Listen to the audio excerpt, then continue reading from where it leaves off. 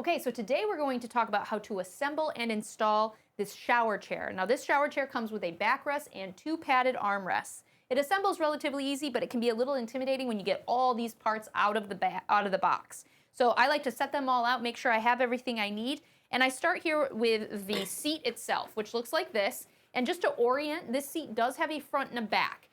You can actually install all the parts without realizing it has a front and a back, but it does have these little indentations on the front of the seat. This is designed for your legs to rest on, so it's a little bit more comfortable, a nice little ergonomic touch. So just look for these little indents. That's going to be the front of the seat. Now, for the assembly process, we're going to start by flipping it upside down and locating the feet. Now, the feet are going to look like this. They have the adjustable height here. I went ahead and adjusted them just up one, but you can kind of set the adjustments after the fact because you're really going to want the individual user to set the height for it. To assemble this, it's quite simple. You're just going to set the feet in and line up the push button with the hole, pressing down on the push button until it lines up with the hole. And you're just going to have to feel for it a little bit until it pops through. And you're going to do that with all 4 feet. You will notice that these feet are a little angled. That's good. That's what they're supposed to look like. The rubber feet are designed to add a little bit of extra stability and support by being angled outward. So that's what gives this its extra 350 pounds of weight capacity, which is really a very substantial amount of weight for the size of this bench, and it's nice and lightweight considering that. And we're just going to put the last one in. Little twisty twist, and they go in. So all 4 feet are set to the same height, and they are all positioned correctly. Let's go ahead and set it down, make sure everything lays flat. We're good to go there. So the next thing we're going to assemble is the backrest, and that's going to start with locating on the underside these nice kind of brownish green colored loops. I'm going to set this here for a sec while I do this. Hopefully it doesn't fall over. Ooh, okay. Oh, it's moving. We're going to set this down here so it doesn't fall on the floor. Make a loud noise. All right, so you're going to find this L-shaped piece. This is going to be the backrest. And then you're going to find these little pieces. They kind of look like a flute, but this is what the backrest is going to mount to. And you'll see there's 2 holes here and 2 connectors. So this is going to go in. You're going to go down 1, and then you're going to push the button, and you're going to push the other button, and down 2. So that's the first one assembled. Set that down.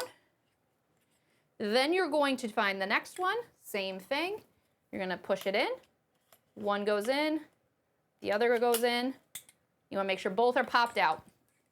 All right. So now we're going to go back to flipping this guy upside down for just a second. Make sure you have it oriented so that the front, which I know is, this is the front edge, is facing away from where you're going to put the backrest. The backrest is going to, you're going to see there's 2 little holes here. Make sure I got that right. Yep. It's always okay to double check as you go. And you're just going to slide it in. Now, it's important to know there's 2 buttons here. That is to allow you to set the depth of the seat.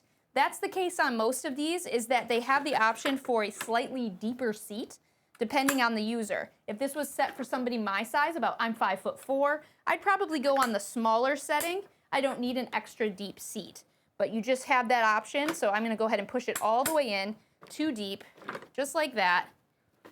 And I'm gonna flip this over. And you can see we're starting to come together. This is starting to look like a chair. So I can double check, I've got my front of the seat, I can tell with the little indents there. And now this is going to be your backrest. Now while this does not require any tools, this part of the assembly does have a small, it's a bolt. So you're gonna find these bolts, they have a gray, nice easy to hold end. It might be helpful to have somebody, a helper that has fairly good dexterity for this part of the project, because you also have these small washers that are on a curve. And this is going to be your backrest. I leave my instructions right on it until I'm going to use it. And you're just going to see it's going to mount just like this, but we'll turn it around so you can see what that looks like. So we're going to turn it. A lot of the stability of the backrest comes from the installation, this installation process. So mind you, it might feel a little wonky at first, and that's okay. So we're going to place our washer, curvy part out onto our bolt. We're gonna put it through. I like to put it through first. So it's going through that, just like that. And then we're just gonna start spinning it on. Do not tighten it all the way down until you have a couple of these on. These are just kind of holding space.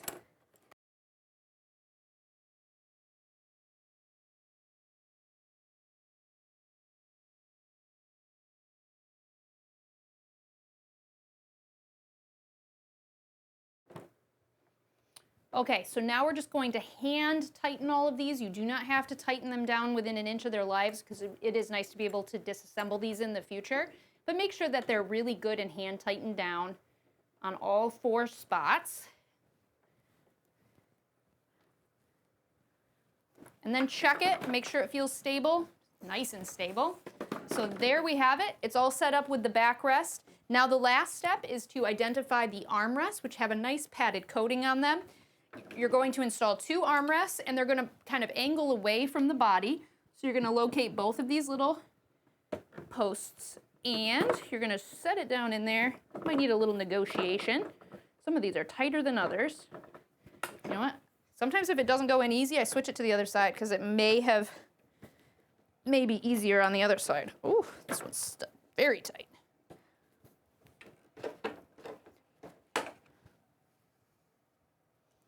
This one clearly, I'll edit that out. There we go. This one's going in nice and easy. There's one side. All right, this one's gonna need a little negotiation. There it goes. There it goes.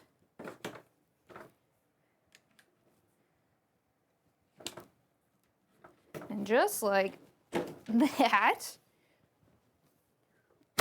whoa, there we go. You want those pegs all the way in, so you want to hear that clip on all 4 spots. This is fully assembled as it sits. Now let's talk about how we are going to install it for its maximum benefit. Okay, so now let's talk about installation. It's very simple. There's nothing really special you need to do with the installation other than make sure that the tub, the seat, and the person are all interacting properly for maximum safety. So when it comes to setting the height on these, it's important to know the height of the user and whether they prefer a slightly taller seat or lower seat depending on how hard it is for them to get up from a seated position. At 5'4", I would like my seat a little bit taller so that it's easy for me to come to a stand. So I'm gonna go ahead and adjust the leg height a little bit. I'm just gonna go 1 to start. I can always pull it back out and do another adjustment if I find that I'm struggling to get to a stand. But let's start with 1 click. And then what I'm gonna do is set it in the tub. Now, not all tubs are the same. You're gonna find that some tubs have a more curved bottom, some are more narrow, some are wider, some are square. This particular tub has kind of a oval shape at the bottom. So you have to find the widest point to set this. It's very important that all 4 feet are squarely on the ground. So when you set it down, it does have rubber feet. So they're gonna try to grip the floor, which is helpful, but you want as much of the feet on the floor as possible.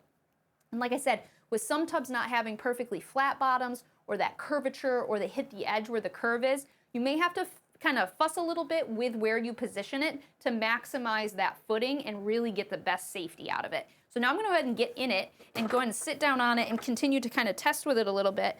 I like this spot for all feet are on the floor. I'm gonna go ahead and step in and sit down, make sure I have my balance. And just like that, I'm checking for the install security here. So if you're the helper and you're helping somebody with this process, I recommend that you test it first before having the individual get in. Give it a wiggle woggle, make sure it's not jiggling around anywhere, and then check it for height.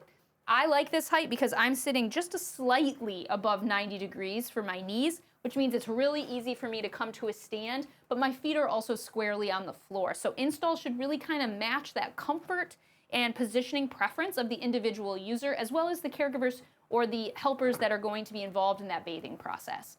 So there you have it, an install and assembly of the very popular shower chair. I hope you found this helpful.